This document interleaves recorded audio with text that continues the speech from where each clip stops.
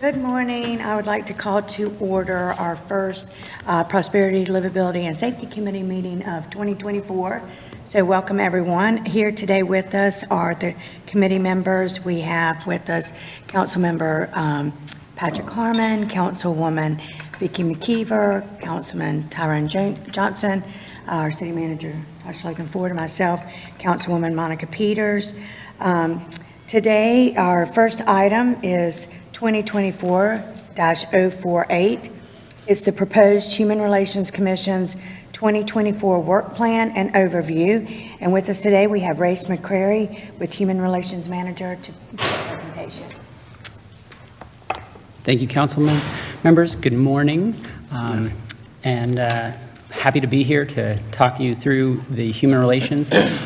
Even more so than usual, when we do a human relations work plan item, I do like to kind of provide an overview of HRC, what we've been doing and also the human relations division. Since I know some of you are new council members, I'm specifically going to go into a little more detail than was in our budget presentation on Monday, so that you are familiar with the ordinance that governs my division and the commission. So first I'm going to talk about my division a little bit. The ordinance that provides the mandate for what the work that we do is composed of 7 different points, but can broadly be organized in 3 separate functions. The first is protecting civil rights, and we do that mostly in our office with our customer-facing work, where customers will come in with complaints, potentially landlord-tenant issues that are disputes that we need to help advise on. Sometimes those are also fair housing complaints, and those might be things that get forwarded on from our office to the state NCHRC, which the state North Carolina Human Relations Commission, and those might be investigated further. For this function, my office is largely advisory, so we do not go out into bring in the landlord and the tenant into my office and do a full-on negotiation. We instead help present what resources are available to them. And that might include some of our own resources, maybe in code enforcement if it's a minimum housing code issue, or maybe presenting options for, say, funding if they're unable to afford rent or electricity. The second broad area is promoting equal opportunity for all of our residents.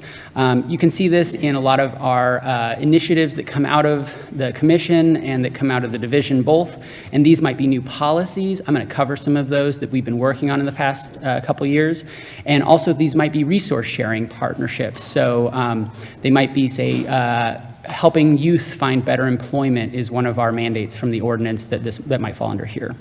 The third one is positive community relations, and we do a lot of large-scale, inclusive community engagement and multicultural events. Unless you're actually hanging out in my office, the place you're most likely to find me is out at a festival where we are doing fun games, and I'm going to talk about a little bit of those. So this is kind of the overview of how I'm going to present our office today. However, another important function is the Human Relations Commission itself, and I've provided a little more detail than was in the budget presentation on Monday. There are, I believe, 11 separate functions for the commission in our mandate. I've distilled them to 5 here for the slide. I don't want to overwhelm you with all the various things they can do, but these are kind of direct quotes from generally from the ordinance itself. And you'll see that the commission is made up of 9 residents from High Point. That's the only requirement for service on the commission, is that they must live in High Point. And they are appointed by the council. Each member is recommended by 1 member of council, and then appointed by the entire body. And they have a work plan that is approved by council, so that you know exactly what they're working on and can kind of give them the mandate that they should be pursuing. And you can see that a lot of what they're doing is working as an advisory agency to council. So they're providing, advising on establishment of human relations goals, objectives, policies.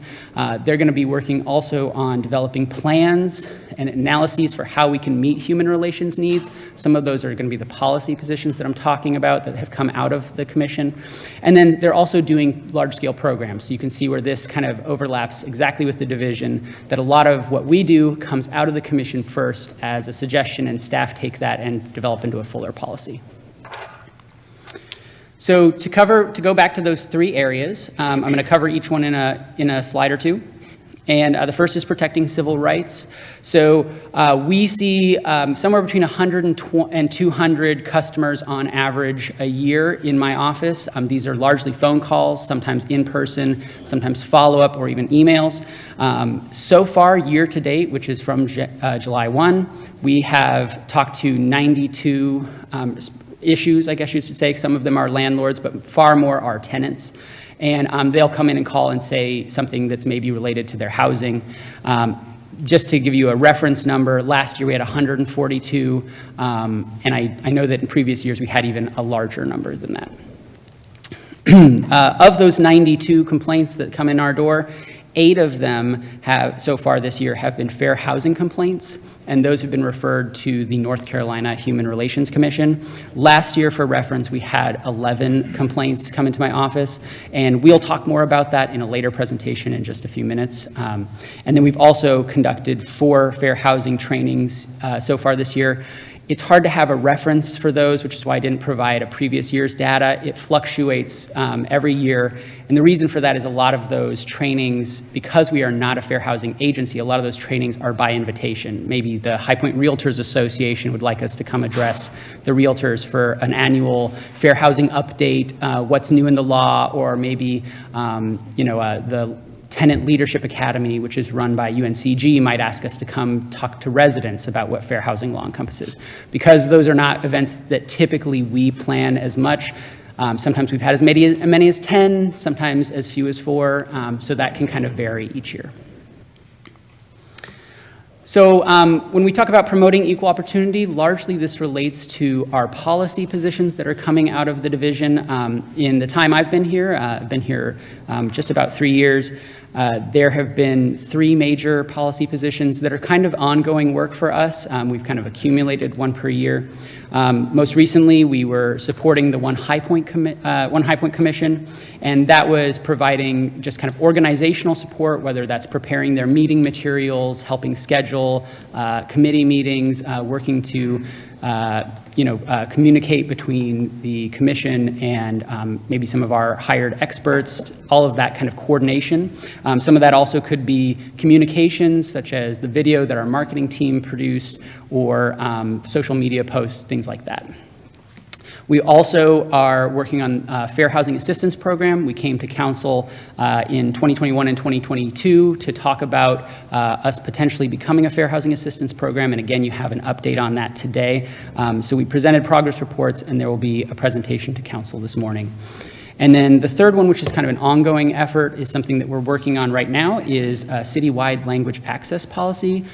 Basically, this is coming from Title VI of the Civil Rights Act of 1968, which says that any organization that receives federal funds needs to make sure that all folks who use those services, regardless of their language proficiency in English, should be able to have equal access to those things. So that means if we're, say, providing code enforcement, and we're providing a notice. If I don't speak English, I should be able to find a way to understand that notice. Same thing with our light bills, et cetera. And those are, we developed that in participation with the UNC Language Access Collaborative, which is a new program that was supported, our entry into that was supported by the city manager and Mayor Wagner. And that was over a year. We developed the rudiments of a great language access plan, and we're currently working with city leadership to make sure that all of the T's are crossed and I's are dotted, and that will eventually be presented to City Council as well for consideration. For community outreach, we do a lot, as I said. We're out in the community all the time, and we love being invited to events as well. We, so far to date, have interacted with almost 7,000 people, and that includes some big events that we hosted, which I'll cover in a second, and that also includes even some smaller events that we attended. These are largely the festivals, but we're happy to come to, say, a school or a a Rotary Club or something like that. You can see that we have, so far this year ourselves, attended or organized 12 events, and on average we do 17 to 20, somewhere in there. That, again, varies every year, because how often are we involved in some of the outside events, and what events make most sense for us. When we're planning events, we try to make high-impact events that that a lot of folks might attend. So these are examples of some of our recent programs that we've put on or attended. I know that many of you are aware of the Humanitarian Award, which is a very small event that then includes attendance at the MLK Parade, but this might include joining Juneteenth or the Unity Festival, and for us, the events we put on would be things like our Multi-Faith Day of Prayer, or a Welcoming Week, which is an event we've done in the past, and is something we're looking at doing again in the upcoming time. So this is our 2024 community program schedule. This is not everything that we do. I just wanted to highlight some of the things that we're organizing. You've already seen our MLK Day of Service, probably received announcements of that. That is an internal day of service for all city employees, where they receive pay that they would have gotten for working that day, but can instead go out into the community and participate in a service project. And we've already done that this year, but we now have also the Opportunity Job Fair, which is a teen job fair coming up in March, where we're working directly with Guilford County Schools, and they're going to bring the students over to where we have brought a bunch of employers so they can try to get summer jobs and temp jobs and things like that that can help them on their path to future employment.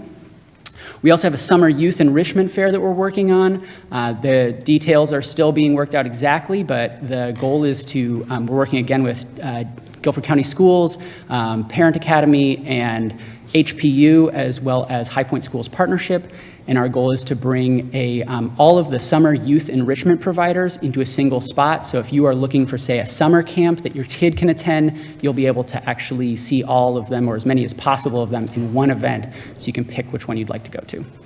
We also do a free swim pass program for anyone who's eligible, where we provide free swimming at Washington Terrace Pool 1 day a week. We also have a back-to-school summer jubilee. Sometimes people just refer to this as our backpack program. It's when we give away school supplies, and last year we had 3,000 people attend and gave away a little over 800 backpacks.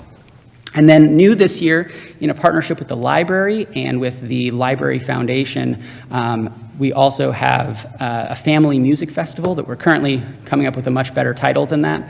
That should be a very large-scale event that we're bringing some Grammy-winning artists for children's music that we're going to host at the stadium.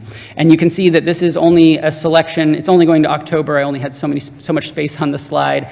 Even last night in our international subcommittee for the Human Relations Commission, they proposed that we participate in Welcoming Week again, with possible programs including, say, a naturalization ceremony or a movie, or maybe bringing art from our newcomer school to be hosted somewhere in a city event. All these are things that will come to you later for your consideration and are just in draft form right now, but that's something that they're working on, and I expect you'll see soon as a possible program. So I want to talk about our work plan updates. As I said, that's the overview portion, and whenever we come here, I try to make sure that you all are comfortable with what the HRC is doing, and then we also present our work plan. These are our items that are sort of ongoing. Some of them date back to 2021, which I know is a really long time ago, but they were items that didn't fully get concluded, and so were kind of made inactive while we worked on other things, and are now active again as there's further progress. The first is explore the feasibility of High Point becoming a fair housing assistance program. The HRC was very active in developing that, and we're going to talk about that more in a further presentation coming up. The second is develop greater outreach to High Point's Latinx communities. This ultimately has gone through a couple iterations, but is the basis for that Welcoming Week idea, and is also the basis for why we approached language access as a policy position. Both of those were intended as greater outreach to our Latinx communities and bring them in, and one of the things we realized is that if you're targeting one international community, it is just as easy to target all international communities and make sure they all feel inclusive. The other one from 2022 is explore possible ways to bridge the gap between the community and law enforcement. And this, we worked with HPPD very closely on this, and one initiative that seems to be the best way forward on this is High Point Police Department is exploring a crisis intervention team, and they are still in the works, and that is largely something that we are happy to support, but since it's not, we're asking them to create that, we're letting them be the lead on that, and they, so we don't know when that will move further. I'm sure they'll have updates for you as it goes forward. So currently, I'm highlighting two of our most recent work plan updates on these next two slides. We'd like that council approve us kind of narrowing the focus so we can close these out successfully. The first is identify community mental health resources for possible further action. And we surveyed the current mental health resources in High Point. We brought in a number of partners, including almost all of our mental health resource providers, such as Mental Health Associates of the Triad, RHA Health Services, the Family Justice Center. They provided presentations to the Human Relations Commission and helped us understand the landscape of what is available and what is not. And one of the things that they suggested is that they have had wanted to more broadly promote that they exist, essentially, and so they have already collaborated together to form a OK High Point promotional campaign and a website, and we thought that that was exactly in line with what we were trying to accomplish as the commission, and therefore the recommended work plan item that we'd like you to approve is that we support that OK High Point campaign, mental health campaign. We have a suggested action on the last slide. The second one that we're working on most diligently is study how the HRC can be most effective among other boards and commissions, especially as we were kind of working through with new commission members. They wanted to see what else is happening in the city, what else is happening with other HRCs in other cities across the state, and so we reached out to all of those and did some research, and ultimately also surveyed the public as well.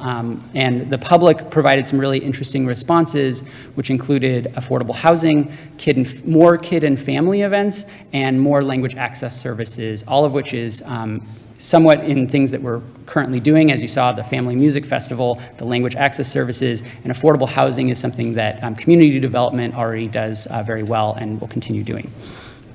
So we use that to inform our future work plan item, which we're suggesting, again, narrowing this, that one thing that we saw is that in other cities, some of the boards and commissions collaborate more closely, and we'd like the opportunity to explore that further. So the recommended work plan item is promote collaboration among boards and commissions.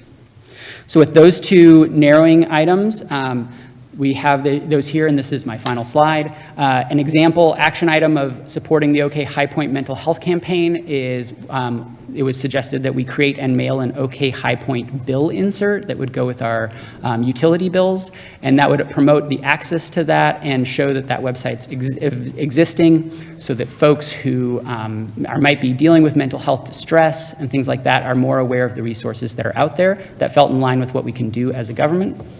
And promote a collaboration among boards and commissions. An example action item is invite other boards and commissions to an information sharing session where we could come together, say, with the Citizens Advisory Council and talk about what they're doing and what we're doing and how these various efforts can synergize. Those are our example action items. So what we're asking for you is prove the broader work plan item that's in bold, and that we'll come back with those example action items as necessary or pursue them based on these approved work plan items. That's everything I have. I'm ready for questions if you have any. Great job, great job. Does anyone have any questions for Race? I do. Okay. So this collaboration among boards and commissions, are those all High Point related, City of High Point related boards and commissions, or are you thinking about across, like Greensboro has these kind of commissions, and Guilford County, I mean, a broader thing, or just internal to High Point?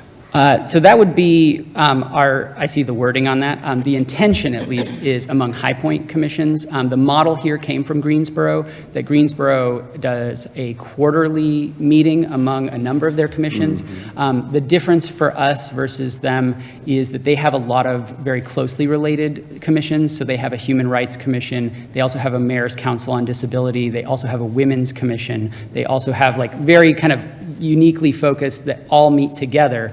And our HRC chair was very enamored of that model. And we know that some of our commissions and boards, it makes sense for us to work together. The Citizens Advisory Council might be one of them where we have some shared mandates. There might be others where if we were to invite them, it's less obvious, say the alcohol board, the ABC board might have less information for us that would be useful for human relations. Okay. And the OK High Point, is that a campaign that was developed by other organizations, or is that your tagline that you've come up with? That was a campaign developed by Foundation for Healthy High Point and those resource partners. So yeah, that was developed by someone else. Okay, thank you. Any other questions?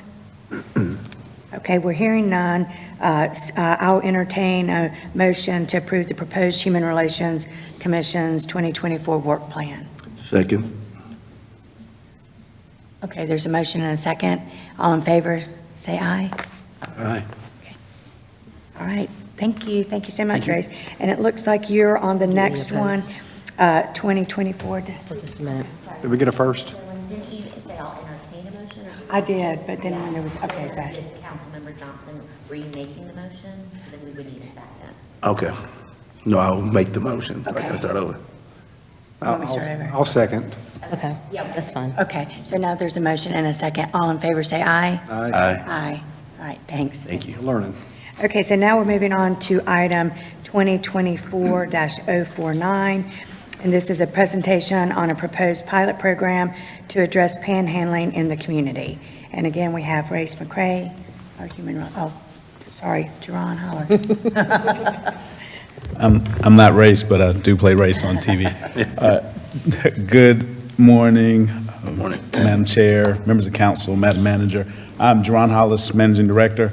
I wanted to take a few minutes to talk to you about an initiative that we had discussed, I believe initially last year, about panhandling. And if you drive around any city, it's likely you're going to see someone asking for money at a popular or well-traveled intersection. And so this is a discussion that we've been having with our police department as well as community development, just trying to synergize on some ideas. And so just a couple of things that we'd like to get you to see and entertain any questions on. So as I said, anywhere across America, you'll see panhandling, and there's some challenges with it. It's a part of it is First Amendment speech, and some aspects, for example, where you panhandle can be corrected or controlled by ordinance. We have an ordinance that prohibits aggressive solicitation and limits those activities near locations like ATMs and schools.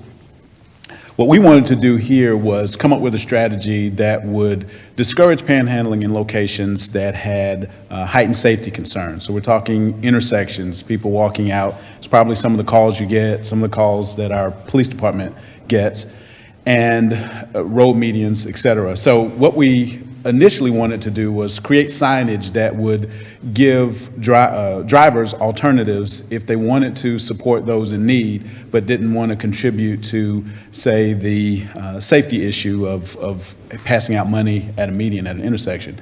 And then, depending on how that works and with future review and understanding, look at other approaches that might address factors that contribute to panhandling and homelessness. So specifically, we're starting with a signage campaign that could blossom into other things depending on the direction of leadership and council. So signs everywhere. These are examples of some from across the region. Different messages, different layouts, all kind of centered around giving those who want to make a difference or want to contribute, giving them options or giving them instructions on ways to either maintain safety or to give to agencies that help those groups in need. Our proposed sign, several iterations, this is the latest and greatest. The sign, essentially, there's a better, safer way to give, support local agencies that assist those in need, gives the number for 211 if folks are in crisis, but it has a message that is encouraging those that want to give to support those agencies that do that work, and gives those who actually are in need an outlet to be able to call and get support. 3 locations that we identified that we wanted to start the pilot program were at the intersection of East Chester and Main, Wendover and 68, and Parkway in Maine next to the Krispy Kreme down from the library. So with this, the future considerations, things we can do outside of signage, we can work with local businesses to help with things like securing crates. So, you know, some of the crates that are left unsecured end up in the right-of-way or might be used in a way that either causes staff to have to come out and clean that up, or it could be a traffic hazard. Want to continue to reach out with the agencies that provide on-the-ground support, so that beyond the signage, there could be groups, or there are groups that would come out and provide the kind of assistance that some of the folks might need, that might help them beyond money. And education campaigns, much like what the sign does. So options for the public to give, and options for those in need to that are part of those impacted populations. So I'll go back to the sign, and I'd be glad to entertain any questions. Okay, thank you. Actually, I've got a question and a request. I love the sign, it's great, and I do recognize that those 3 positions are important, but I'd like to add one, South Main and Fairfield, because there's lots of panhandling down there too, and it's a main corridor. So is there any reason we couldn't do 4? We can pilot for the, when staff started working on these around a year or so ago, there was some interest because some other municipalities in close proximity to us were putting signs up, but really their signs were saying no panhandling or standing in the median. And one of the concerns that staff had with that is that even though people weren't staying in the median, typically you would see individuals out that then move to just the side of the road, but they weren't standing in the center. These locations that were selected were those where we had received the most number of complaints, but I do understand there were some concerns on South Main as well. So we can add that as part of the pilot, but we wanted to just see how things work before we started putting signs up in a more aggressive manner across the city. But having 4 as test areas so we can try to monitor those sites would make sense. I think staff would be able to manage that if that's the desire of the committee. Okay. Yeah. And then one other question, then I'll well, maybe, you know what, I'm going to let you ask I want first. one at Hartley and Maine. No, go ahead. I'd like to have one at Hartley and Maine. Not sure if we can do 5, Madam Manager. But I'm just curious about how are you going to know that if this is effective or not? You know, we put these 4 or 5, hopefully 5, out, and how are we going to know they're working or not working? Well, there's a number of considerations. We discussed this in the group. I see the interim chief here. We also had Nina, our community development director. One of the things we wanted to see was how it impacted calls. For these intersections, as the manager stated, we have calls that come in for various reasons, but a lot of them are the people that are driving by or neighborhoods close by, whatever, saying, hey, you know, there's people here that are standing collecting money. The reason, and I think the chief would agree with me here, I think when people are in these medians and in these areas, it's because they are successfully getting money in these areas. Mm-hmm. So part of the idea is if we give people alternatives rather than giving them to the people that are asking, and that money's going to agencies, that hopefully it will be one of the factors that can encourage different behavior. But honestly, this is a challenge for communities across the country, and there is no silver bullet that we were able to come up with in the group. But this is a pilot project, and one of the ways that we'd see how it's working is those calls for service at those areas. Right. Yeah. Has Greensboro, I mean, had any success? I know this, not what we're talking about here, about I guess an ordinance that says no panhandling in medians or something like that. I mean, is there any information about how those programs have worked? Well, I mean, are there unintended consequences to some of these signs, I guess? You know, that's. Well, I don't have a lot of information about Greensboro's outcomes and their successes. I know when we were looking at the language on different signs, there were a number of factors that were considered. And again, with this sign, rather than citing law and ordinance and being sort of punitive, it's something that tries to encourage a change in behavior, because the dollars that are going out of the windows are what's really driving the behavior. So that's the idea here. But again, it's a pilot, and we want to see how it's working over time. But I don't know that anyone that in the research that we did has solved the problem yet, Well, so to speak. yeah, I wasn't expecting that. I was just. Councilmember Harmon, Yeah. we do have a similar ordinance in the city of High Point.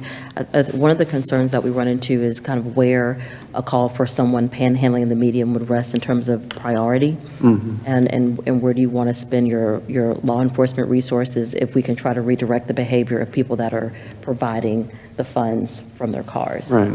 So part of it is thinking about just the resources that are available with law enforcement to be able to respond to a panhandling call. The other thing that I think we have to be mindful of is, really what happens throughout the process of, once you respond to that call, if you cite someone, then what happens? Right, don't necessarily Exactly. criminalize and send somebody in jail Exactly. because they're homeless. So for us, That's not the approach productive. has been, how do we try to direct people that want to provide help and assistance to agencies that are better able and positioned to do that in a more compassionate way. Right, yeah. Does the Human Relations Commission maybe have some role in kind of having a wider community conversation about panhandling and how to address the needs of those who are panhandling and that sort of thing? I just dawned on me as Race was talking. Well, part of the Develop Education campaign that would fall into that area. We identified pretty early on that this isn't an issue that we can simply call the police and they'll take care of it.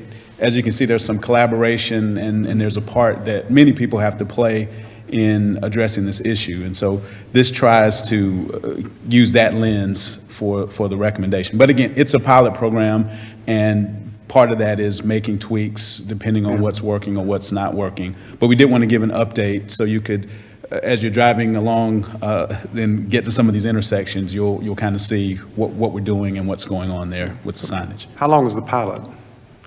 We haven't determined a specific cutoff for it yet. What was one of the things we had talked about is kind of looking at it in 90-day increments, but that's something that's malleable as well. I want to acknowledge that I heard the request for us to include Hartley and Maine. We initially wanted to start with the 3 areas that we had gotten the most calls from. I know that the South Main was an area of concern as well. So I think if there needs to be some conversation among this group as to, which one of those to add, I do think that starting with 4 is something that would be manageable for our staff, so we'd be able to monitor the calls that may be coming in for that, so we can see if it's successful. I would be concerned if we went much past having those 4 intersections for us just starting this program, because we also have to think about, getting the signs made, getting them in, Right. and being able to monitor those areas. I defer to the chair and I'd try that one's Fairfield first. Because when I did the sanitation stations a few years ago, I became quite aware of where a lot of the homeless camps are, and there's a lot down in that area, so I would recommend trying that one first, I guess. Okay, thank you. We can go with that. Any other questions from the committee? I would agree. I love the sign. Number 1, I love the sign. Number 2, and the educational piece of it. Love that too. But also, thinking of our men and women in blue, if we could definitely lower the calls to them in regards to something like this, that would be great too. So definitely, I love the idea. And definitely South Main, I would say adding that would be awesome, because definitely I'm on South Main a lot, and there is that issue down there. Understand? All right. Okay, well, this was just for information. Thank you so much. I really appreciate that. And so now we'll move on to item 2024-051. This is consideration of the City of High Point Fair Housing Ordinance. So, Jerron, once again. So we don't need any action from us regarding doing the pilot? Okay. Yeah. Okay. Me again, Jerron Hollis. I wanted to, for this presentation, I wanted to give the committee an update on the Fair Housing Initiative activities that have happened. This has been an ongoing sort of initiative that has had lots of discussion, lots of community involvement, lots of community meetings. And so this will give, hopefully, the group an understanding of where we are now and what next steps would look like. There's a timeline here that I think is just helpful for context. We had a period several years ago where the community development analysis of impediments that they put out on a regular basis lists some of the impediments to housing and fair housing. And so based on that, back in '07, there was an attempt at making a fair housing ordinance. The important thing to remember about this process is the product that comes out of this will be an ordinance that is from the City of High Point. When that ordinance is created, that ordinance is reviewed and has to be approved by HUD. And the reason why it's approved by HUD is they are a partnership agency that is providing us with resources and technical assistance as we would conduct fair housing assistance program activities. So HUD essentially wants your ordinance to mirror the Fair Housing Act, and that is what the baseline is for the expectation. So what was proposed as a fair housing ordinance years ago was actually declined by HUD because it didn't match up. So anything like if you put in a process that puts in more layers or makes it more difficult to navigate than what HUD does, then that would be something that would be flagged and kind of been sent back. But just understanding that these discussions have been going on for years and having that historical perspective, I think, is helpful. So in 2016, the Fair Housing Ordinance was amended, and it more reflected what the human relations function was. The function went from a department to a division, which we currently are now, and made some, among other things, made some clarification about the connection with the Human Relations Commission and the Human Relations staff. So that was 2016. You fast forward to 2021, Race mentioned this earlier in his presentation. Essentially, the Human Relations Commission came as a part of one of their work plans and asked council for a green light, if you will, to study the feasibility of having a fair housing program here in High Point. And what we see over the next few months, there was lots of information. There were housing security workshops that were available to the public. And we had an opportunity to reach out to some of the partnering organizations that you'll see in a later slide, the realtors and a number of other groups in the community that were wanting information. And in August, the commission voted to recommend that to council that High Point seek the fair housing designation. And then if you go to May of 2022, there were some actions that were taken by council, of which the recommendation that High Point become a fair housing program and pursue certification was approved. The motion to create a human relations specialist position was approved. But the approval of the fair housing ordinance needed a supermajority, which was required, and it didn't reach that threshold, so that failed. Subsequently, in September of last year, one of the parts of the report from the One High Point Commission mentioned fair housing again as a key element as part of the equity initiatives for the city. And it is back in front of the council again, in front of this group for consideration in this presentation today. I won't go over this in much detail. Race did a really good job of talking about how we get cases in and what we do with cases. One important note to remember for a community our size, HUD has based on population, they have an indicator of what they would expect to see a particular city as far as cases that are generated. Basically what that means is of all the housing transactions that you have for a certain population band, what would you expect to see as far as landlord-tenant issues that will become fair housing issues?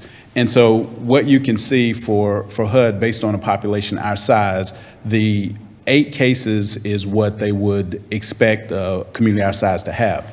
We've tracked the last several years of the number of cases, and Race explained the process. If we have residents that come in with fair housing issues, we recommend them to Raleigh, to the North Carolina Human Relations Commission as a part of the process. So we've been a referral agency. You can see there the number of cases that we've had, and these are cases that come in and rise to the threshold of needing the amount of analysis, investigation you have what have you for the fair housing process. And so as you can see so far this year, this fiscal year, we've had 8 cases. But that's the numbers behind what drives the expectations of process and investigation. The purpose of the Fair Housing Assistance Program does a couple of things. It gives our community access to highly trained fair housing experts and data systems. Biggest part of it, and I think probably one of the most important parts of it, is the education, outreach, and partnership. So this is a program where it's not just for tenants. One of the biggest pieces of it is education for landlords.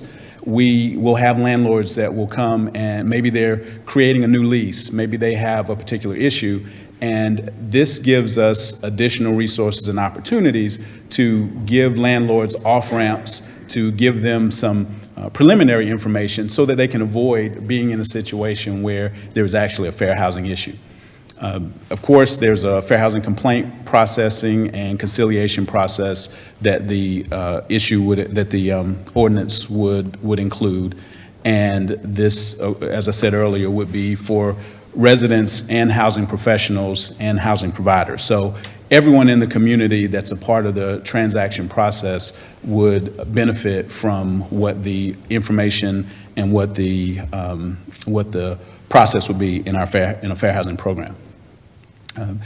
You'll hear this term substantial equivalence. That's what I was talking about earlier about the expectation from HUD that the city's ordinance be equivalent to what they have in federal fair housing law. So the ordinance that you have attached, that you probably have in front of you, when we brought that ordinance, we were careful to make sure that it aligned with fair housing law. And we also brought in, and our attorney can confirm, we brought in an outside legal firm to review it as well to make sure that it met the standard for what we could do as a municipality in North Carolina, and making sure that it was aligned with the HUD expectations as detailed in the Fair Housing Act. But offering the same protections, rights, and remedies as the Fair Housing Act, and empowering the agency, if necessary, to investigate and have decision-making authority on next steps to resolve these issues. Those are 2 critical areas of what substantial equivalence would mean for an organization. These are some of the groups, as I close here, these are some of the groups that we have worked with. There are others, but these are some of the groups that we've been working with the last couple of years to get feedback, to provide information and understanding that helped us arrive at what you see in front of you today. And so as far as a recommendation, if the City Council would want to move forward with fair housing designation, the request would be that council consider the commission's previous recommendation and adopt a fair housing ordinance that is substantially equivalent to federal fair housing laws, which is what you have in front of you there. To reiterate, once that ordinance is adopted, or if that ordinance is adopted, it would then be subject to HUD approval. If HUD approves it, then our agency would be in an interim capacity as we ramp up the ability to be able to provide the service. That's all I have, I believe. Yeah, that's all I have. So I'd be glad to entertain any questions that you might have at this time. Thank you. Does anybody have any questions? Yes. If approved, do we know what the time frame is? If council approves it, what is the time frame for them to approve it? Because I know it'll be submitted to them. Well, we've been in discussion, was it about a week and a half ago, we circled back with HUD and kind of asked a similar question of process. So they wouldn't give us a specific time, like, 18 days or 120 days, but after we have the approved ordinance, the biggest thing that is of concern for them on time is comparing what we submit to fair housing law. So the fewer things they have to change and the more aligned those documents are, the quicker the approval would be. But from what we heard from them, that approval process would be, we're talking weeks, but not months. So that would give you just a general time frame, but they didn't really nail down. But for us, from a process standpoint, if they did approve that ordinance as being substantially equivalent, then that would give us an opportunity to be in an interim capacity where they would give us some resources that we need to sort of ramp the program up, and then they will be monitoring us because they want to make sure that we're following the laws and practices that are expected from a fair housing institution. So I don't know if that answered your question. It does. Councilman Johnson? Okay. Yes, it does. Thank you. You're welcome. Any other questions? Other questions? Yeah, what's kind of the staffing requirements? I mean, how many folks are going to need to be hired to do this work? One of the things that we talked about when we were going in feasibility for the original recommendation was that there be a need for a dedicated investigator. And so in the previous action that was taken, there was an approval to add a position that would be a fair housing investigator. So what we would do in that case, if we move forward with that, we'd have a person designated to field complaints, to go out and do whatever information gathering processes will be necessary. So at this point, we would have a budgeted full-time position that's an investigator that we'd be adding to the current staff that we have. And that person is already in the budget? That position has already been approved and is part of our budget, but it is not filled at this point. Correct. So how long does a case take? I mean, once it's deemed appropriate for the fair housing person to take care of them, how long is that process generally? Well, Just out of curiosity. it depends, because when you look at the way these cases are set up, and Race can help if I don't go deep enough, McCray, but if you look at the way this is set up, it's actually based on employment law.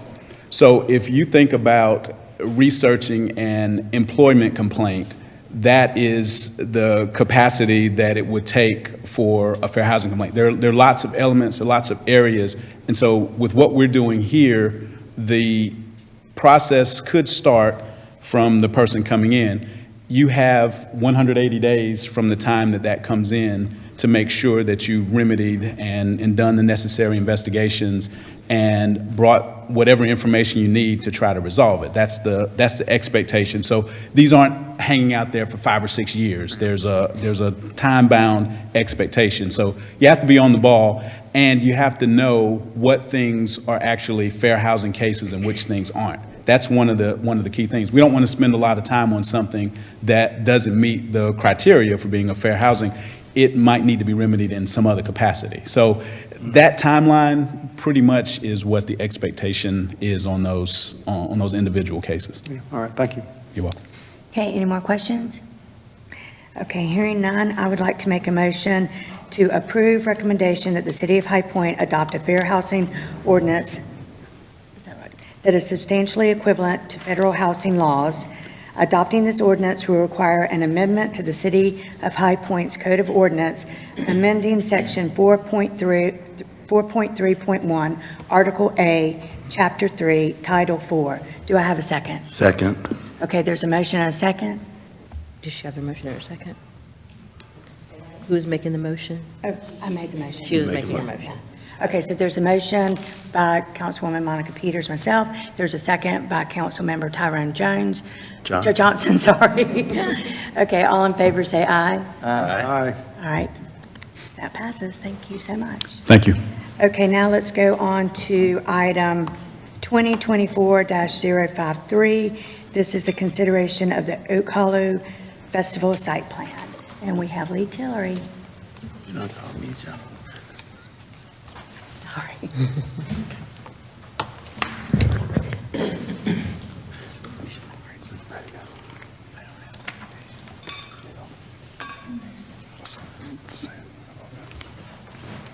Do it.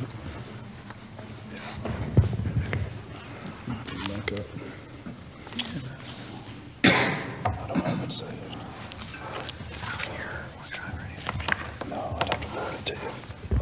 Let me make some copies or something right now. Okay, that sounds good. Good morning. Good morning, Madam Chair, members of the committee, Madam Manager. It's good to see everyone here today to talk about the Festival Park Site Master Plan, and excited to bring this information to you guys. One thing that I've come to appreciate about High Point is its great history, and it's certainly the history associated kind of personally and professionally with Parks and Recreation here. High Point Parks and Recreation, if you didn't know it, is one of the oldest Parks and Recreation departments in the state of North Carolina, which is pretty cool. High Point City Lake Park is one of the oldest municipal parks. Some of the evolution of our parks date back to the early 1930s. That include WPA-led projects at Washington Terrace Park and High Point City Lake Park. So we have a great deal of history within our department, which is really neat. If you go out to City Lake Park, you can read a lot about the history just of City Lake Park and some of the other things we've done in the department. But with the evolution of our park and with the evolution of our park system starting in the 30s and moving on in the 70s and the 80s, a lot of our parks came to fruition. A lot of that was because of the development of the lake at Oak Hollow, and that's what we'll talk specifically about today. Oak Hollow Golf Course and Festival Park were both established in 1972.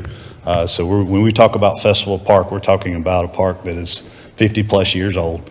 And it was built in another time, another generation for different uses back in the day. So when we built the lake, I got to think 1972 was a pretty cool year around Oak Hollow Lake. You know, we had the golf course, we had Festival Park. It was built more, if I had to guess, as a passive setting, one where you come out, picnics on the lake, picnics on the hill, shelters, playgrounds, things of that nature. And really that's transcended over the years because we still use that. It is a passive spot. It is an area where everyone is excited about coming out, just relaxing, taking a look at a lake, making it a passive environment. Somewhere along the line, somebody said, rightfully so, this would be a cool place for an event out here on the lake. So we started doing events in the 90s, I think, around late 80s and the 90s, started having events out there. And it is a cool place for an event out there, but it's not set up for big events. Councilman Harmon can tell you that with the John Coltrane Festival. So over the years, we've evolved. It's become a civic park. We've tied it in with what we call the North Overlook, which is a congruent park on the other side of the dam. So we thought it was about time when we started looking at the major events that we have in Festival Park now. And they revolve around rowing. They revolve around the John Coltrane Festival. Our Uncle Sam Jam every 4th of July has become a nice traditional event that we do and our department does. Other events have started coming in that would say, okay, how can we do an event at Festival Park? All tying that in with what we talked about before is kind of that passive approach to that park, that relaxing atmosphere versus having an event there. So late last year in 2023, we hired Withers Ravenel. This is Brian Starkey here. He's going to talk a little bit about the plan. Oh, glad you found it. We got the plan there to talk about.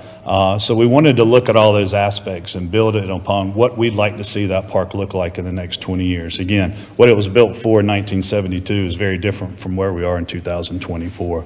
But we wanted to talk about our major events that I just mentioned, how we can better accommodate those events. We've had multiple meetings with representatives from the John Coltrane Festival, our staff, others who have some ideas of what that park would look like if they had their druthers about it, and how it could better serve their events. Rowing is a big part of that. Rowing has really evolved over the years. We have High Point University that's now going to have a Division I women's rowing program that will be rowing on Oak Hollow Lake. So how can we better accommodate that, plus our youth and adult rowing program that is doing really well and utilizing Oak Hollow Lake and some aspects of Festival Park.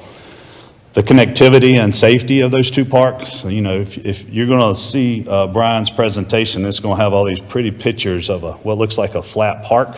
All of y'all know that we're not dealing with a flat park out there, and the topography is a huge issue. And oh, by the way, we have a dam in the middle of the two parks as well. So how do we make all that come together? How do we improve the connectivity between the two parks, and how do we make it more efficient for the events that we have throughout the course of the year? Again, going back to some of the history of the park, how do we improve accessibility? You know, a lot of accessibility features in older parks aren't there. So when we make those improvements, how do we make it more easy for everyone to use the park and make it a little bit more accessible? So those are some of the things that we looked at. And so we hired Withers Ravenel in the fall. We had great citizen input, from the citizens who have, you know, just a lot of involvement in Festival Park and Oak Hollow Lake from very different fashions, whether it be on the lake, recreation on the lake, or in the park, or events. We met with stakeholder groups along the way. We met with staff. So we think we have a pretty good plan in place that we can have to direct us as we move forward with Festival Park. I feel very comfortable about it. Withers Ravenel did a great job. So I'm going to turn it over to him to talk a little bit about the details of this plan, and then I'm here as well, and we can answer any questions you guys may have at the end.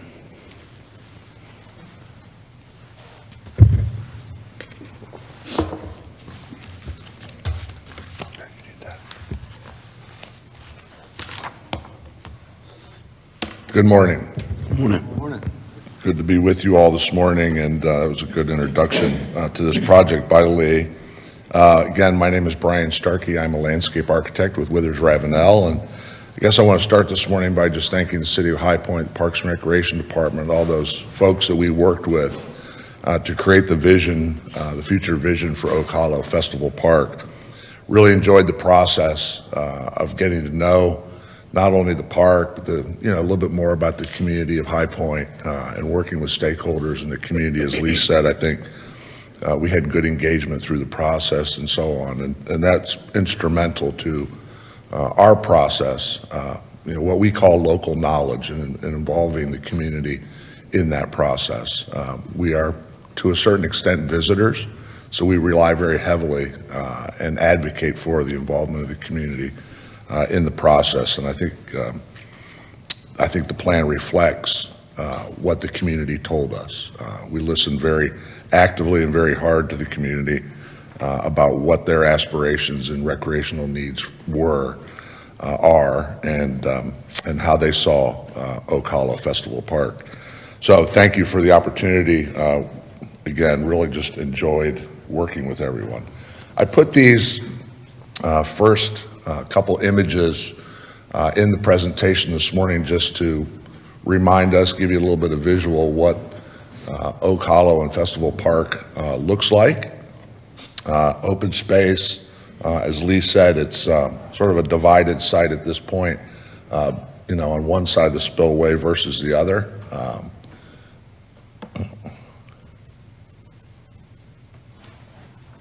Okay, I'm hitting the wrong button there. Use that. Very good. So you see not only the everyday sort of views of the open space and the land associated with Festival Park and Oak Hollow, but It's also about the events, as Lee said, and it's really kind of a tale of these two sort of pieces of land and parks coming together and reconnecting them, not only for everyday use, but also for the festivals that have become very popular at Festival Park. So really a focus on both throughout the process, everyday use and also festivals. So this is outline of our project timeline, starting back in December 15 of 2022. Meetings with city staff and stakeholders, including the Friends of Coltrane, Visit High Point, Triad United Rowing. We did interact with High Point University also. And then moving forward, we had our first community meeting in January of 23. We had 35 attendees at that session that we held at the Parks and Recreation Department. At that time, we presented what we had learned and our due diligence of the land, basically, and I'll show you some of those images here in a second.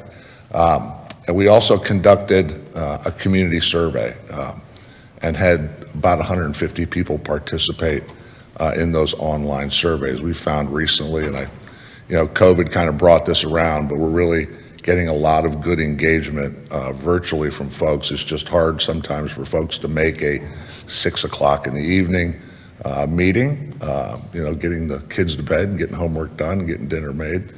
So we offered surveys online and had great participation in that.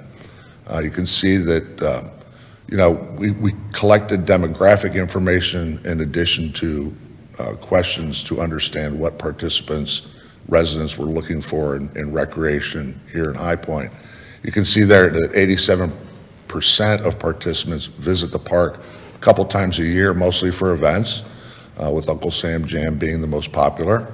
Participants indicated that festivals, playground, picnicking were the top reasons that they visit the park currently. Other popular reasons included sailing, and just to relax and look at the lake. We've talked to several people. It's become sort of we came to the conclusion that it's very valuable and sort of a tradition at Oak Hollow to sit in the car and just look at the lake. So we did preserve that opportunity as well. In February of 2023, we came back to the group with some concept alternatives, presented 2 alternatives, and then in June of 2023, we had our second community meeting and Parks Commission meeting that same evening, where we presented the draft master plan and the second survey of the 2 surveys that we did. And then on August 14th of 2023, we made a presentation to the Parks Commission along with an opinion of probable cost and got them involved. So our first step in the process, as I said, is to get to know the land. So looking at the property, and you can see it here. Does this have a cursor on it that I can fly around the map or not? I don't know that it does. Anyway, I think most of you are familiar with it. The brown stripe there, of course, is the dam, and the green around the spillway.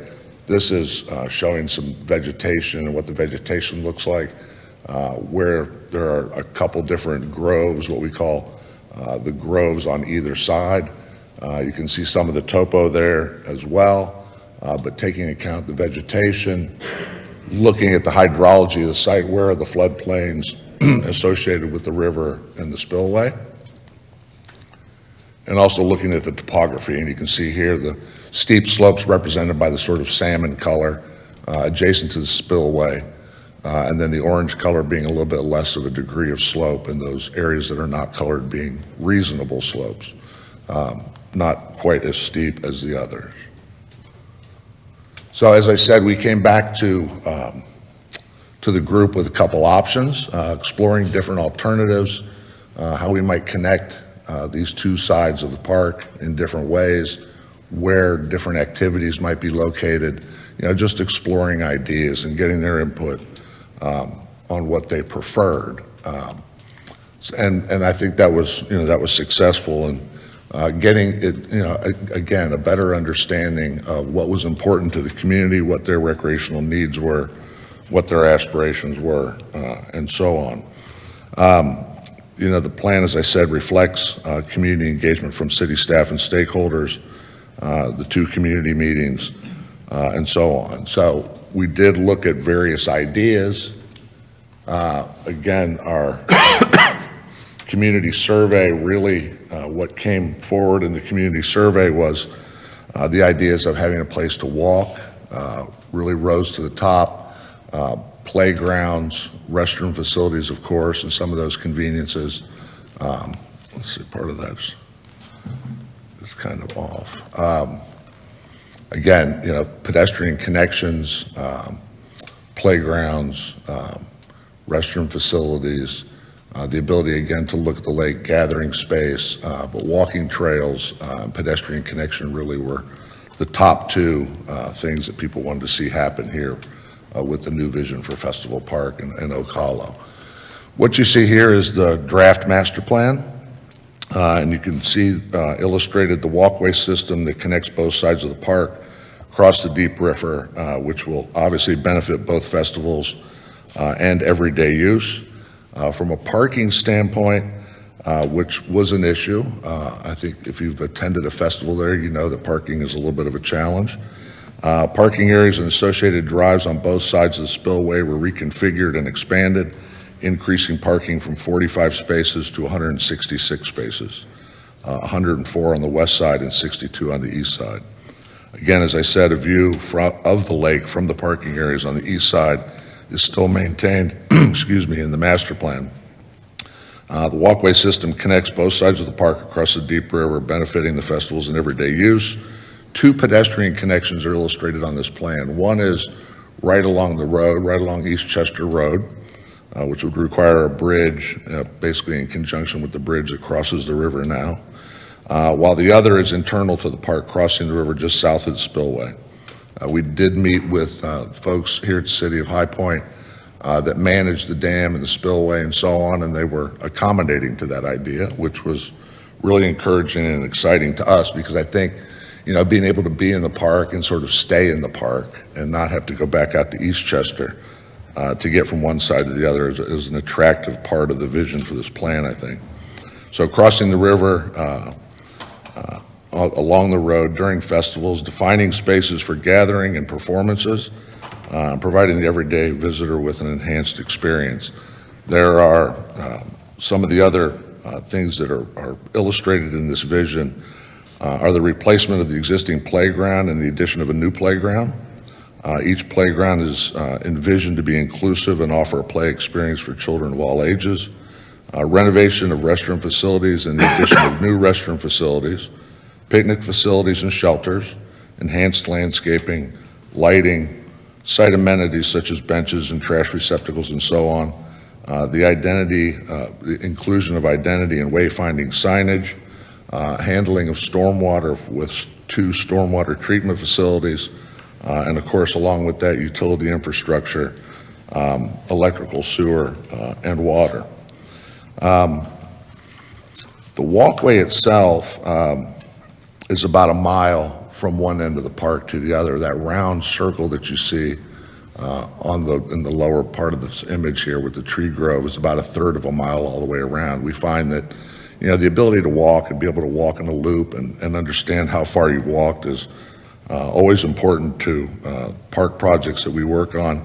And so that offers a much more accessible and connected experience for the park on an everyday basis. As Lee said, accessibility was very important. We dove deep enough to understand that the walkways that we were presenting are all accessible. So we want to make sure that everybody has that ability to experience the park in an accessible fashion. So other things that I'm pointing out here is that there are 5 different locations for stages within the park, temporary stages, which take advantage of the natural topography, sort of in an amphitheater setting, so that the Coltrane Festival can grow, so that Uncle Sam Jam can be better accommodated. Again, that has to do with the parking, it has to do with access, but again, also has to do with the connectivity of one side to the other and providing that experience. So, let's see, so that was the draft master plan. Again, just Looking back at the community survey, you can see what's highlighted there. Again, sort of reiterates the idea that people are really looking for an opportunity to walk, to have a play experience, children's experience. It just kept coming up and repeating. So those were major features of the plan that we presented in the final master plan. We did look, also took a look at probable cost and put together an opinion of probable cost. There is a lot of contingency in here as we are at a master plan level, so we gave ourselves a healthy buffer in terms of construction contingency. So we landed in, probably the $6 to $7 million range for full implementation of the recommendations of this plan. Those are today's costs, of course, and again, we're at a master plan level, so it's a high level sort of cost estimate. But we do feel like we've got into it enough to at least ballpark where probable cost would be for, again, full implementation of the plan. So again, this is the image of the final master plan, which was really unchanged from the draft master plan. At that second community meeting, and when we presented the draft to the Parks Commission, they felt very good about it, and so we made very little changes from the draft to the final plan that is illustrated here. That's a brief overview. I'm happy to answer any particular questions that you all might have about the recommendations and the vision that's illustrated by the plan. Does anybody have any questions? I do. Okay, good.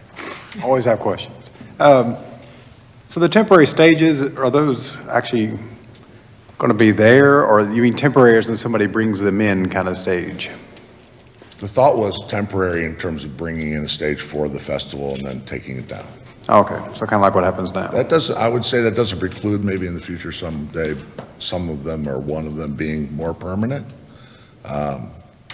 But the way the festival operates, as you know, right now is bringing in stages, and Right. we tried to locate those so that we took advantage of the topography and created sort of a natural amphitheater experience. Which are very expensive, by the way.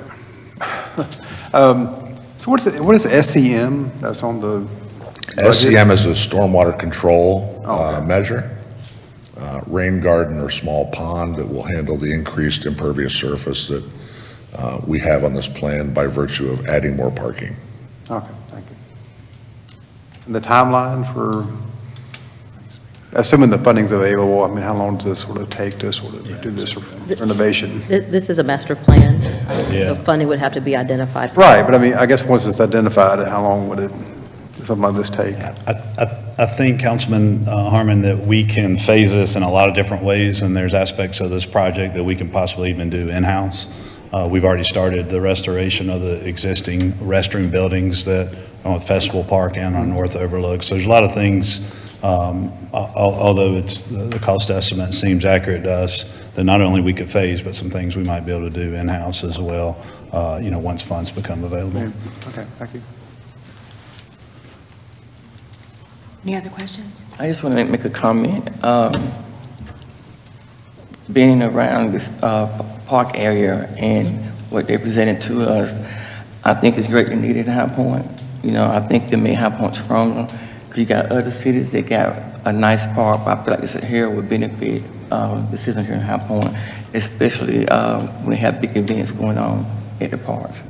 I know the cold train is very big, and I know the same thing is very big, and to the point to where we don't have room for parking. So we need to expand it and to grow it, and I think we do that. We'll get more people involved in these events and activities in parks. I love the lake. Go out there and sit there and just look at the lake, so. Yeah, absolutely. Any other questions? I just have one comment. I did, just for those who are listening, I called our city manager yesterday with some questions, and this is not approving any funding, it's just the master plan, because I know I've got some folks, and I know, Lee, that whole Westchester Park, there's still some questions about, would that come to fruition? So I just want everyone to know that this is just approving the master plan, not any funding related to that. So that being said, if there's no further questions, I'll go ahead and make the motion to approve the Oak Hollow Festival site plan. Second. Okay, there's a motion by Councilwoman Monica Peters, a second by Councilwoman Vicky McKeever. Any other comments or questions? Okay, all in favor, say aye. Aye. Aye, that motion passes. Thank you so much. Thank you very much. All right, now we'll go to item 2024-052, and this is the discussion regarding city-sponsored special events. And we have Assistant City Manager Eric Olmedo to give us some updates. Thank you, Madam Chairwoman, committee members, I appreciate the time this morning. Just wanted to start with a little bit of history of why we bring this to City Council on an annual basis. In 2018, the city staff recommended that council adopt a special events policy. One of the reasons for that special events policy was to try to help manage and limit the number of special events that were sponsored by the city. As you can well imagine, we had a lot of groups that came throughout the year, periodically throughout the year, requesting that we sponsor their events. And staff was finding it very difficult to manage and react to those requests as they came in. So the thought was we would have an annual process where City Council adopted a list and did not deviate from that list throughout the year. Back in the salad days of 2018, we were having a lot of trouble staffing those events with our police and our other staff. As you can imagine now in 2024, when we have a much higher level of turnover with police and with some of our other departments, it's even become more of a challenge. So what does sponsorship mean? It does not mean that we are giving direct dollars to these groups that are doing these programs. Doesn't necessarily mean that, not through this approval process. They could get direct dollars through other processes. But what it does mean is that we are providing in-kind services. So we are providing in-kind services free of charge for things like police and fire services, for street closures, barricades, that kind of thing, through if it is in a public right-of-way. We are helping to pick up trash and do litter pickup for the event. Our park staff is helping if the stage is involved, if they're requesting use of the stage. And it also includes rental payments if they're using, for instance, the Mendenhall Terminal. We would not charge a group for that if it is a city-sponsored event. One of the other things that we did in that policy was we created the ability, if it's not a city-sponsored event and it's a nonprofit group, they do get a discount on rentals and on some of the equipment that's used. If it's a for-profit event, they just pay 100% of the fee that is on our fee schedule. That's kind of some of the background. A couple of things that I felt it's important to mention one thing is just because it's not a city-sponsored event doesn't mean that the event can't occur or won't occur. A lot of these, we get a lot of requests, and of course they want sponsorship, and they would like to limit the cost of the event. But many of the events that occur throughout the year in the city are not city-sponsored at all, and they're able to happen, and they can pay the city's fee for that event to happen. So just a couple of caveats there. Within your packet, I included the list of the 22 events that were sponsored for 2023, and then I also included a list of requested items for 2024. If it's okay, I'd like to just go kind of down the list and talk about a few of these events. I don't necessarily know if everybody needs to hear about all of them, but because most of them are very familiar. The first one on the list is High Fest. That is an event that has kind of gone away after COVID. It hasn't happened in a couple years, although it was approved last year. And what we're proposing is that we switch that out with the Children's Music Festival that Human Relations and Race talked about a little bit earlier. So that Children's Music Festival would become the new city-sponsored event in place of High Fest. Several of these, like Uncle Sam Jam, Art Splash, Art in the Park, the Coltrane Festival, Furniture Market, are annual events that happen every year. The city has sponsored them since 2018. I don't know if there's any questions about any of those events, but Those are fairly stable events that occur every year. Number 7 on the list is the Go Far race. So since 2018, the city has sponsored the spring race, and they have requested this year, or they requested last year, but they've made an official request this year that the city sponsor the fall run too. The spring race is the race that's held in Piedmont Center. It has about 5,000 participants, but from a logistical standpoint, and our police and fire folks may correct me if I'm wrong, it's a little bit easier to manage that race than to manage the fall race that's held downtown. The downtown race has fewer participants typically, but it is there are a lot more cross streets that have to be closed down and managed for that race, so it does take quite a lot, more resources from the city perspective to run that race or to help manage that race. A couple of the other items down here, Keep High Point Beautiful, that's pretty minimal impact for annual cleanup events. The torch run through Special Olympics just requires some street closures. Everybody's familiar with the Greensboro Merchants Association Holiday Parade, the MLK Holiday Parade, the Furniture City Classic, which was PSA, now it's PTFC, the Veterans Day Parade that got restarted last year for the first time in many years, the Unity Festival, the tree lighting ceremony that's at the Plaza, the Juneteenth Festival that is held at the Carl Chavis YMCA, a day in the park that's held by the Arts Council. A couple of the ones here at the bottom of the list, I'll kind of go through from 18 to 27 are events that the Visit High Point group has put on the list and requested. Some of them are returning events, some of them are new events, so I'll kind of go into some detail on that. The Military Appreciation Jeep Rally was held last year, and that was city-sponsored last year. The High Point Arts Festival had its initial or inaugural event last year on Main Street. It's now been renamed the Main in Color. Number 20 on the list is the Oktoberfest event that was approved last year, but it was not held last year.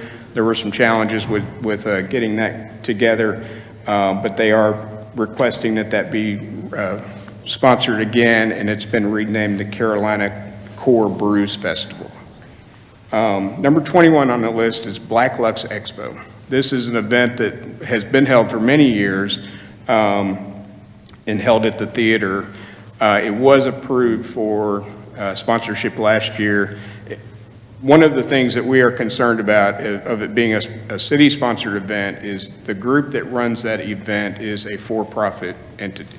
And so we do have concerns about having a for-profit entity be sponsored by the city. That was an oversight from last year. And so I just wanted to put that out there for the committee to consider. Number 22 on the list is the Uptown Holiday Stroll, which you're all familiar with. Number 23 is Veterans Benefit Live that's been held at Congdon, that was held the first year at Congdon Yards this year. It's a returning event, but it was not city-sponsored last year. The Visit High Point has requested it be city-sponsored. And really it's internal to the building. They were just requesting sponsorship of the police officers that they had there for security. The next event on number 24 is the Low Key Car Show fundraiser. This is a new event that they are requesting street closures. They were the stage and a police and solid waste collection. They have set a date of March 30th on that one, and so they're requesting that to be city-sponsored.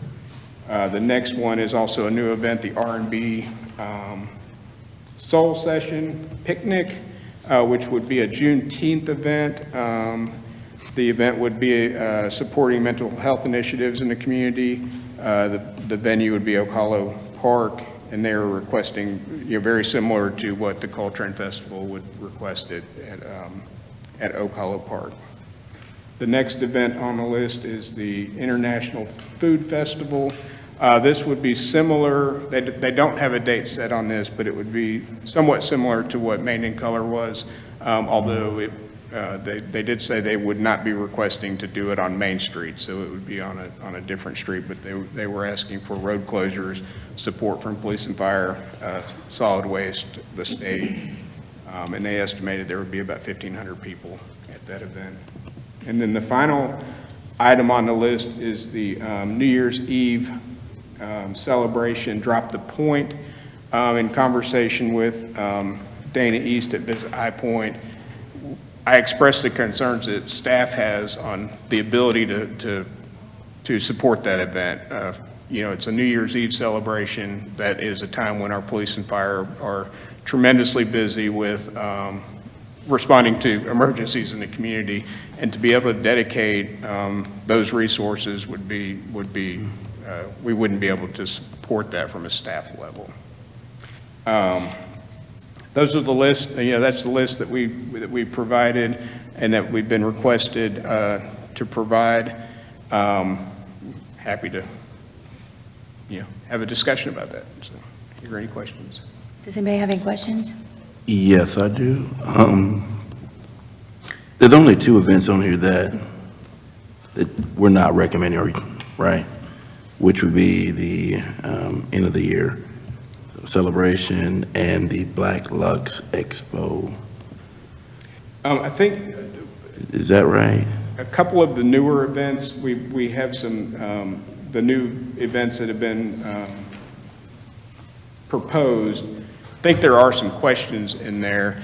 In talking to Visit High Point, they aren't necessarily I would say that some of these are tentative. I don't know that it would be, I'd say from a staff point, we need to gather some more information on these maybe before they are on the recommended or recommended list from City Council. And on the list, is Black Lux Expo the only for-profit event? Yes, that is the only for-profit. And what kind of assistance from the city were we giving them? They hold the event at the theater and outside under the terminal. So it was rental. They were not paying rent for the use of the theater or the terminal. We had some street closure in front of the theater, and I believe they had our solid waste folks were helping with trash cleanup and that kind of thing. Okay. Public safety also there. Oh, public safety was there as well. Okay. Police and fire were also involved. All right. Thank you. Any other questions? So you're not recommending the fall race be part of it, is that correct? I think part of the reason that it had never been recommended in the past was it had been such a, it takes away the opportunity to add, to support other events. It is a large event. That's not a judgment about the purpose of the event or the purpose of the organization. But it is, and it may be appropriate to have, maybe someone from police could speak on it. While he's coming up, I have another question about if we're sponsoring the Christmas tree lighting, is that kind of endorsing a religion from a city point of view? Madam Attorney, I'm saying this as a Christian myself, but. I don't think that it has been an issue in the past, but certainly if we could, look into that a little bit more. Okay. I'm not clear on the exact details if it's just a Christmas tree or if there's any other indicia of a specific religion or something like that. Okay. As Ian is coming forward, when we're talking about the list of recommended events, we try to get an idea for, the number of events that we can manage, even when we think about those that are normal events like Uncle Sam Jam and Coltrane and the Art in the Park. And, from a staffing perspective and a capacity perspective, somewhere between 20 to 22 events. And I feel like once we get to that number of 20 events, we're really pushing the capacity of our staff from public safety and also from Parks and Recreation. So as we're considering these, we have to be mindful of, what is our ability to be able to execute these projects successfully. So if we're going to add some additional events, then we need to also have the conversation about what events we might need to take off the table if we're going to support some new activities. And then, as Eric was talking about the list of events, we've been doing this since 2018 to try to be able to successfully manage these events. But there have, been some changes that are requiring the city to think about whether or not council members may have any conflicts of interest with the services that we're providing. And this is something that's new.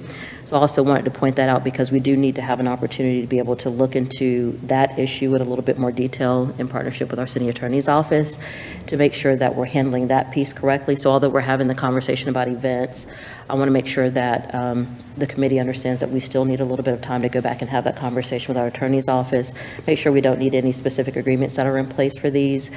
Since it's been a process that's been in place since 2018, we know that we need to do a little bit of adjustment to how we're handling it this year. So I just want to make sure that we're upfront about what needs to be done there. So the expectation is not for us to, We don't have to vote today. I think if we could have some Because I need some more information. general consensus around if the list of recommended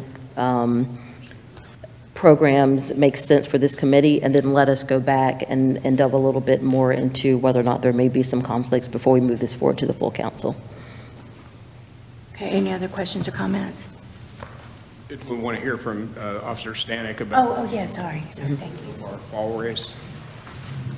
Ian Stanek from the Police Department. Mr. Olmedo is correct. It is logistically a little bit more difficult downtown for the GoFar.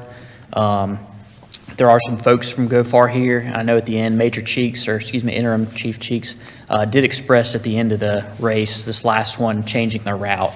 I know that's not been done in probably a couple years. It used to be different, and it's not changed in a couple years, but they have expressed changing the route. We haven't discussed it any further because we've got the spring one coming up May 4th, but we haven't discussed yet changing the route specifically for the fall one. Like I said, there are 3 folks in the back from GoFar, so they may be able to speak a little bit more on that. yeah, I guess if we can get a better sense of the in-kind, how much it costs the city for the fall race and the impacts of route changes, I think would be helpful to know. It's probably about double the officers downtown that we would need. The Piedmont Parkway route is, it's fairly simple. There's not a lot of traffic up there on a Saturday.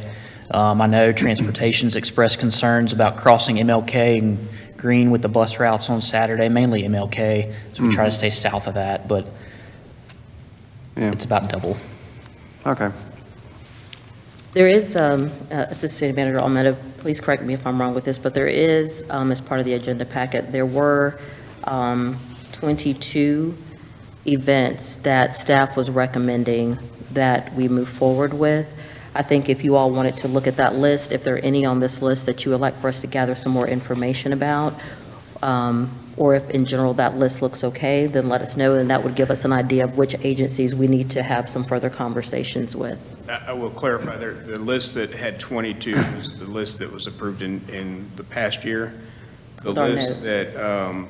that had 27 was it does have a typo. It should have said requested events. So I did not put in a recommended list necessarily for this upcoming year.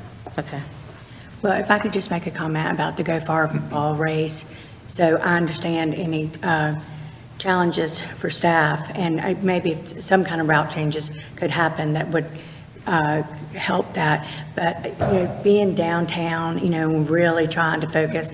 So many of the families, I went to the fall race, the energy was amazing, watching the children, the families, and several of them were stocking grain, eating, in our downtown, and that's part of one of council's goals is to really activate our downtown.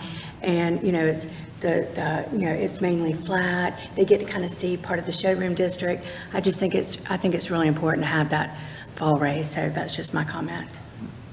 So would the committee want to explore having the fall race versus the spring?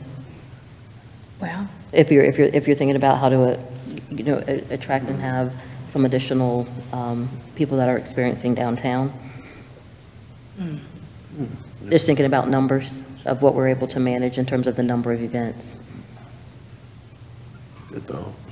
good question. Yeah, that's a good question. It really is. I kind of suggest, I mean, the cost of the organization would be less, having the spring one be